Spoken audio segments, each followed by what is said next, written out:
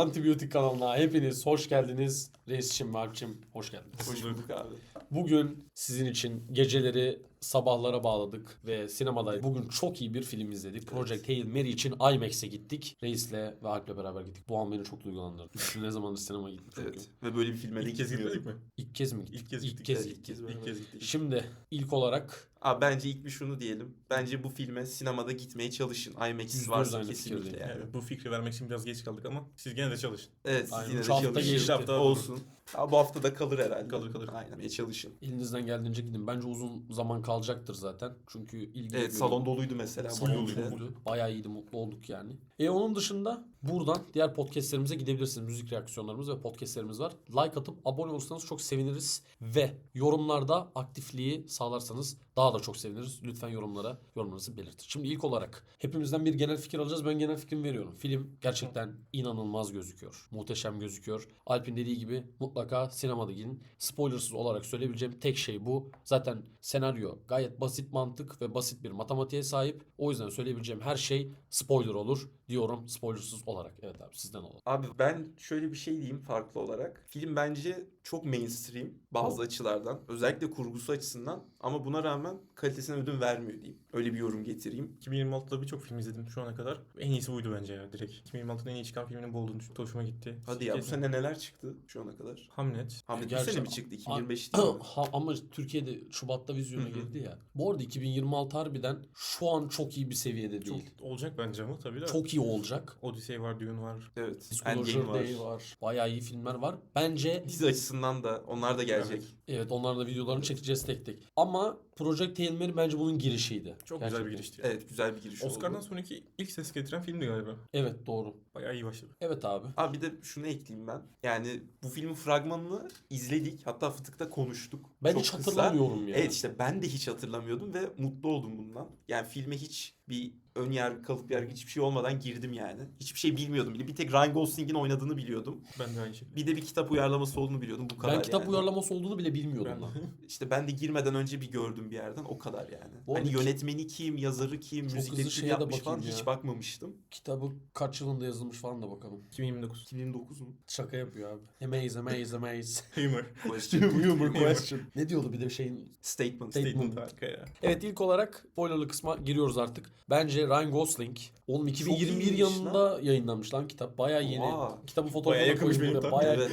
Bayağı Evet. senin şaka gerçek çıktı. İlk olarak spoilerlı kısımda ya Ryan Gosling bilim adamı olsa ancak bu kadar iyi oynardı. Evet. Benim Evet. fikrim. Bayağı iyi oynuyor ve 2027'de Oscar sezonunda umarım kendisine belli ödül törenlerinde şans verirler. Bence gerçekten iyi bir performans ortaya koyuyor. Özellikle duygusal sahnelerde verdiği yoğunluk, ağladığı sahnedeki performansı, Hı hı.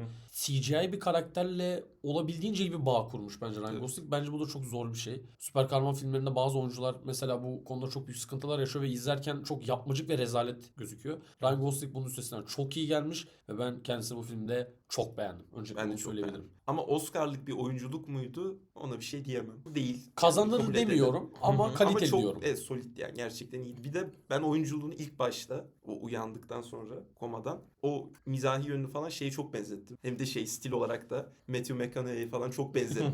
Özellikle True Detective'in ilk sezondaki o hallerine falan. O açıdan da güzeldi bence. Ben de bayıldım bayağı. Yani tamam bence de henüz Oscar'lık değil. Çok güçlü rakipler olacaktır bu sene içinde ama birazdan beğenmediğimiz kısımlarda bazı bir şeyler söylediğimde oradan bahsedeceğim bunun hakkında. Evet şimdi 3. başlığımıza geçelim. Ya filmin süresiyle ilgili bence bu birazcık da kurguda konuşulması gereken bir kısım ama o kadar akıcı ki. Evet. Yani sinema salonunda ben en son bu kadar akıcı bir şey izlediğimde One Battle After Another'da böyle hissetmiştim. Çok akıcıydı o da. O da bununla zaten aşağı yukarı aynı süreye sahipti. Evet. Tempo açısından da daha yüksek bir filmdi mesela o. Bu hatta ondan daha az tempolu bir film. İlk act'i bayağı hızlı bence mesela. Hızlı ama ikinci yarıda duygusallık ve Aynen, karakter biraz daha bağı derken evet. iyi bir süresi var bence. Aynen. Yani normal diyelim. Hatta bunun filmden çıkışında da konuştuk. Bence bu film daha uzun olacakmış. Yaklaşık 30-40 dakika. Evet. Kesmemiz lazım Kurguda deyip- senaryo Sony falan şey demiş. Yani baba biz atalım bunları Evet, falan evet, demiş. sonlara doğru gerçekten bazı olaylar hızlanıyor. Evet. Hani bir zaman geçişi olması gerekiyor.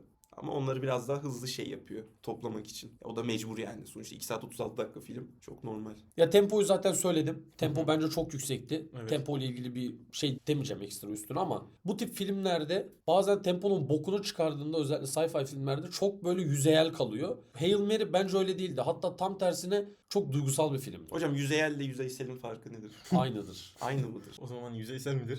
Yüzeyseldir, yüzeyel midir? Yüzeyeldir. Despacito Neden mudur? yüzeyel? Despacito mudur? Yüzeyel. Müzeyyen sen.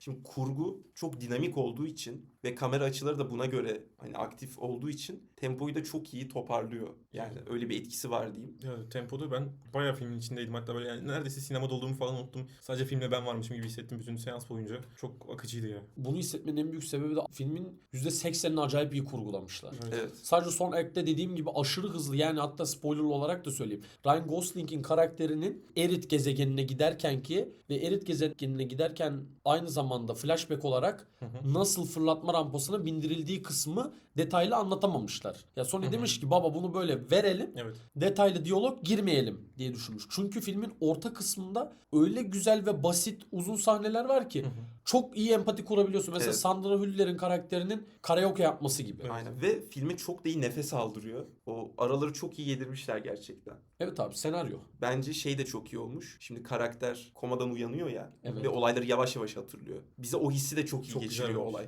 Evet. Hani o da her şeyden tam emin olmadığı için yavaş yavaş da hatırladığı için hani hem o karakter gelişimine hem de bize seyirci olarak aktarılması çok iyi olmuş yani Evet, bence. orada- Senaryo açısından iyi bir karar olmuş. Bazı sahnelerde Ryan Gosling'in direkt gözündendi ya. O da Evet. çok iyi etki etti bence. O da iyi bir tercih olmuş. Ya. Ryan Gosling'in gözünden izlemek. Aynen. Tabii senaryo kısmında da ufak bir gönderme yapayım. Gemiye bindiklerinde 3 kişiler. 3 kişi biniyorlar ve 2 kişi ölü olduğunu görüyor Ryan Gosling Aynen. karakteri uyandığında. Bir gizem hissi oluşturuyor yani orada. Ve o bu tekinsizlik açıklanmıyor. hissini aynen o çok iyi besliyor yani. O yalnız kalma, işte kendi hafızasına güvenememe falan, hafif tırlatma mevzusunu falan çok iyi destekliyor bence. Zaten Rocky ile de muhabbetinde direkt neden öldüklerini bilmiyorum diyor ya çıkarken. Bence bütün filmde öyle kalması daha iyi oldu. Aynen, belki kitapta buna değiniliyordur muhtemelen. Kitapta böyle şeyler çok şey kalmıyor çünkü. Kapaklı Evet. kalmıyor. Yani senaryo ile ilgili şunu diyebilirim. Benim eksik bulduğum tek kısım. Abi belli işte son kısımda bir çıtır daha acele etmeseydi film. Yani bir nasıl söyleyeyim, işte o stüdyo baskısıdır, başka bir şeydir, Bir yönetmen. 5 dakika daha olsaydı. Aynen bak, gerçekten yönetmen baskı. Aga 5 dakika belki başka yerden kısıp hani aksiyondan Tabii, kısıp tabii, da mutlaka. yedirebilirlerdi. Son fırlatma rampası kısmında hem Sandra Hüller'in karakterini daha fazla anlayabilmemiz, hem oradaki görevlilerin psikolojisini anlayabilmemiz, hem Grace'in psikolojisini anlayabilmemiz her şey için bence gerekliydi. Bunu keşke daha iyi yapabilselerdi. Bir de abi siz söylediniz, bu uzay mekiğinde her şeyin analog olma mevzusu. Ona siz değinin. Bence yani bilim kurgu filmlerinde bir estetik tutturmak çok önemli. Yani hem ikna edilebilir olması lazım belli bir ölçüde. Hem de göze hitap etmesi lazım. Bir yandan da senaryoda işte sırıtmaması lazım. Mesela Alien filmini, kaç Alien film işte 1970 bir şey. 79. Değil mi? Aynen. Açıp baktığında hani hem eski hissettiriyor hem de hala göze güzel gözüküyor. Çünkü şöyle bir şey var. Şimdi teknolojide gelişince sonuçta işte arayüzler, kullanıcı arayüzleri falan da Gelişiyor. buna doğru oranla Evet. gelişiyor ve değişiyor ve bizim gözümüzde buna alışıyor. İşte 20 sene önceki Apple'ın tasarımları şu ankiyle bir değil ya, daha Evet. minimalistik gidiyor falan filan. Böyle şeyler göze daha çok batıyor ve seyirciyi koparıyor. O yüzden bu tarz şeylerde böyle analog ve dijital dengesini tutturmak çok önemli. Yani bu film hem böyle ne bileyim 80'lerde çıkmış bir bilim kurgu filmine de benziyor. Hem de yeni çıkmış zaten Evet. bir filme de benziyor. Mesela bunu Interstellar da çok iyi yapıyordu bence. Hani orada da ekstra bir dijitalleşme yoktu. Hatta orada Tars'ın tasarımı falan da baktığında yürüyen buzdolabı gibi bir şey ama izlerken hiç sırıtmıyor yani. Bunun etkisinde yani bunda sesli yapay zeka var ya, Hı hı. Mary. Onun da etkisi çok var bence bunda. Evet. Onu Ama şöyle bir şey var, işte o düğme analog kısmında da bu filmin en can alıcı noktasında bence orada o şey hissini tam veremiyor. Ya ben bunu filmden çıktıktan sonra da söyledim. Ya buna katılıyor musunuz? Ya abi orada drama yaratmak için onu koymak. Evet. Tamam, onu zorunda. koysun ama işte böyle de bir eksisi oluyor, anladın mı? Yani sen Tabii. tüm film sesli konuşuyorsun. Hı hı. Hani orada tuşa uzanayım falan diye böyle Evet. pek olmuyor, anladın mı? Ya orada da işte Rocky'nin biraz acı çekmesi lazımdı gibisinden. Tabii ki onu anlıyoruz şey Abi olarak. şey olabilirdi. Mesela kafayı vuruyor ya. Hı hı. Sesli mekanizma arızalanabilirdi. Evet, Tamam mı? O onu zaman verdi mi diye düşünüyorum. o zaman analoğu basmak zorunda kalabilirdi diye düşünüyorum. Ama bunu da vermiş olabilir çünkü ekranı kafa atıyor, ekranlar gidiyor.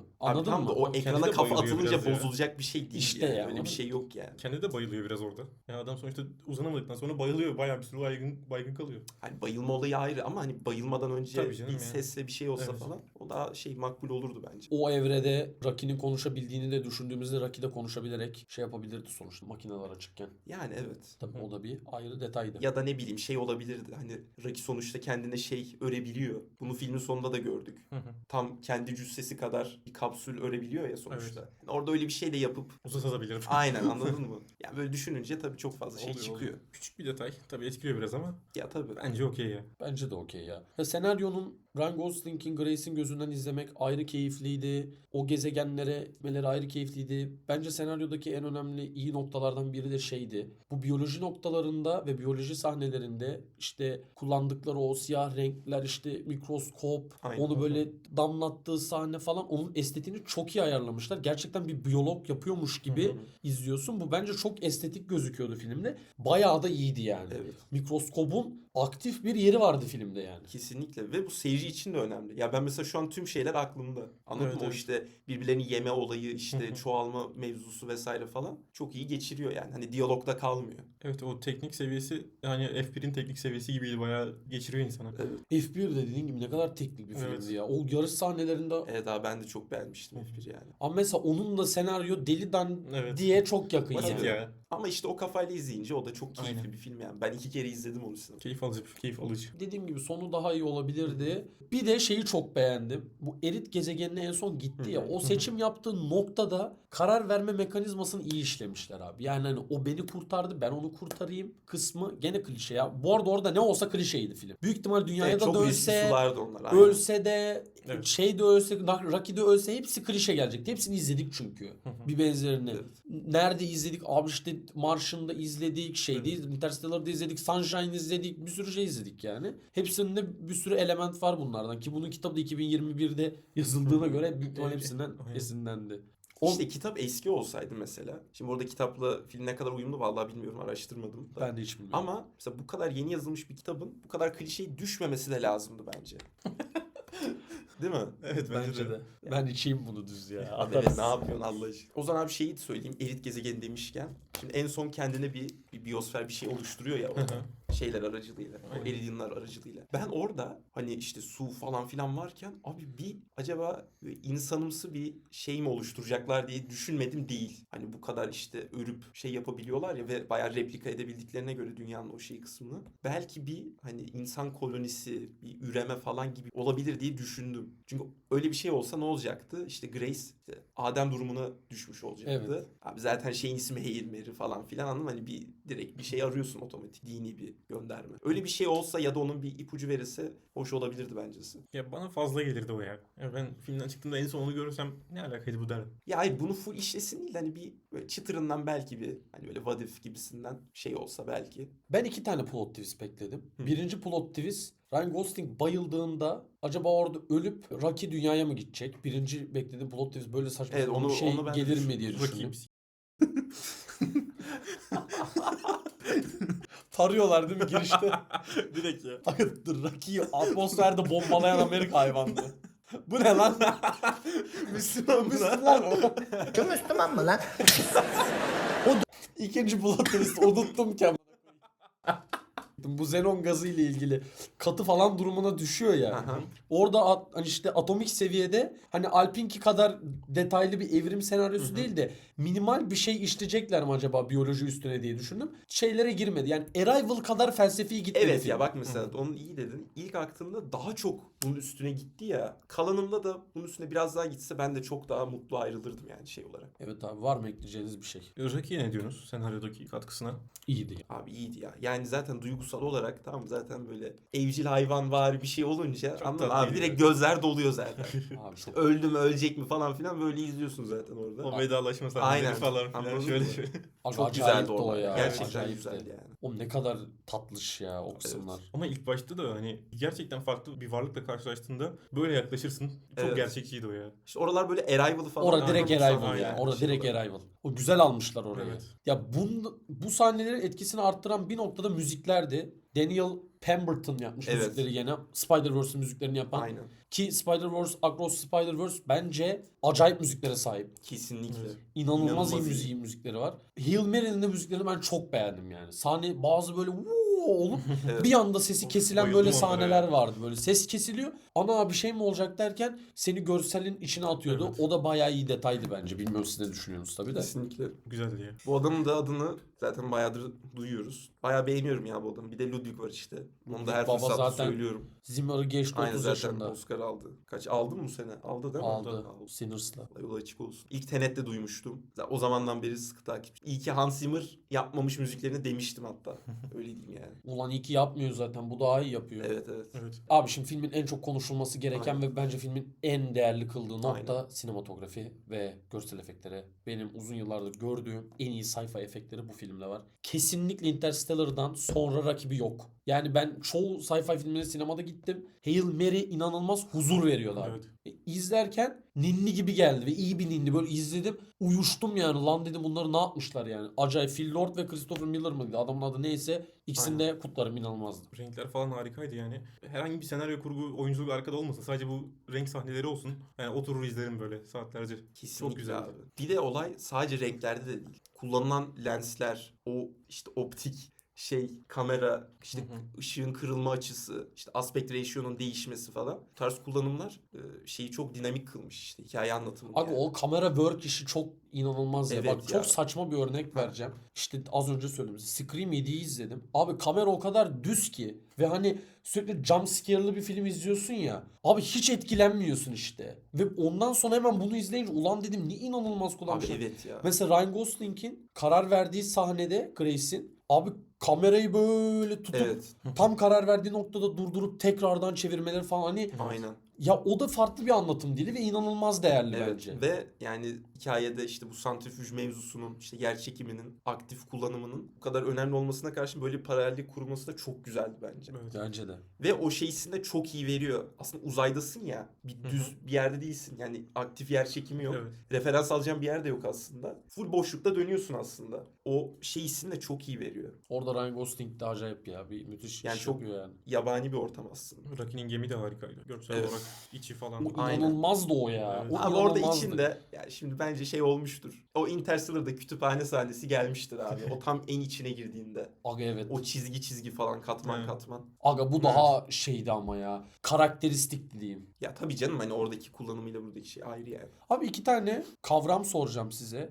Bu şeyle ilgili. Birincisi bu gazı katı haline getirip bunu işleme mevzusu. Bak burada acayip bir benzetme vardı bence. Bir de bu astrofaj muhabbetinde. Abi sizce bunlar neyi temsil ediyordu? Mesela astrofaj böyle bence gerçek hayattaki yeni mevzulardan bir şeyi temsil ediyordu ama aklıma bir türlü gelmedi. Böyle son okuduğumuz işte haberlerde falan çünkü çok hızlı işte ışık hızında gidiyor, çok iyi enerji üretiyor falan filan. Mesela astrofaj gibi bir şey bulunsa şu an dünyada bence her şey çözülür gibi yani belli düzlemde. Ki filmde bunu anlatıyor zaten. Ha böyle bir şey bulunsa daha çok bence Evet abi kaos bence de çıkar ya. çözüm olmaz. Aşırı güçlü Öyle bir bir şey abi. yok yani. Bir ton metali eritti ya sahnede. Evet evet. Yani O da iyi filmde bir tabii sahneydi oraya bu arada. girmiyor Evet. da yani Bir- bundan ayrı bir savaş çıkar zaten. Tabii ki yani. Yani. Bir de hani 1 milim şeyini kaçırdılar, ölçüsünü kaçırdılar, patlamayı gördünüz. Kaç kişi öldü lan Sistemdeki. orada doğru. Aynen kesinlikle. Ya burada xenon gazı soy gazlı galiba. Evet Evet, ben Ben de öyle hatırlıyorum. Şeyi de bayağı yüksekti. Bunun katı hali falan çok zor olması lazım değil mi? Evet zaten şaşırıyor bayağı Evet Grace. evet. Hani oradaki bağlamı bilmiyorum kuramayacağım. Yalan olmasın. Abi Xenon'la Abip'i birleştirmesi falan acayipti ya. Bence hani sci-fi noktasında gerçekten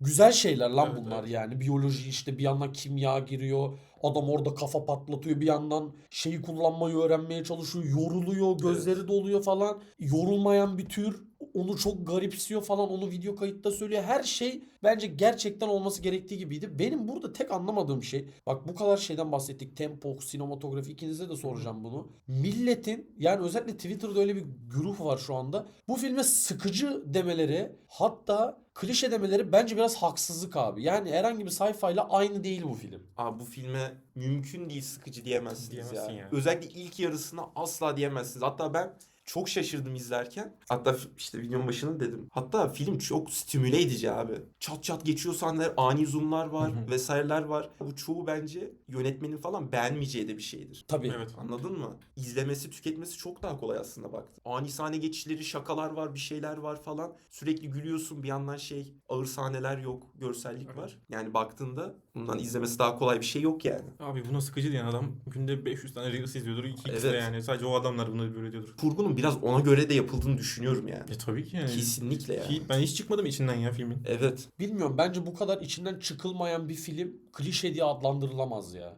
Ya, senaryoda klişe noktalar var canım. Aga ama bak, Var da yani tamamen diyemeyiz. Ama hikaye anlatım bence klişe değil. Aga bak, klişe dediğin şey de bence en az işte filmin atıyorum 6-7 tane ana unsur varsa 4 tanesinin falan çok klişe olması lazım. Scream dedim ya, oradan örnek vereyim. Abi Scream 5, Scream 7 bunlar klişe. Aynı şeyi izliyorsun. Project Hail Mary'de en azından senin dediğin gibi abi bir kamera work var. Şeye giderken Rocky'nin gemiyle Tabii canım. abi Rocky'nin gemisine bağlanma sahnesi 15 dakika sürüyor. Evet. Bir denk getiremiyorlar. Rocky bir şey fırlatıyor, Evet, tutamıyor tutamıyor, aynen. falan. O ne kadar güzel bir detaydı lan Çok o. güzeldi o. Normalde sci-fi filmler fışt atar oradan tık diye girer oraya Aynen. o. Ya işte filmde o şeyi de çok iyi veriyor. O prosesi çok iyi Evet. veriyor yani. Hani hiçbir şey hemen bir anda olmuyor. Aynı şekilde uçağı kullanmayı öğrenmesi uzay gemisine. Aynen. Kaç kere o pilot koltuğuna Aynen. oturuyor falan. Pilot değil. Bir daha kalkıyor. Bir iki tane uçak kursu aldı.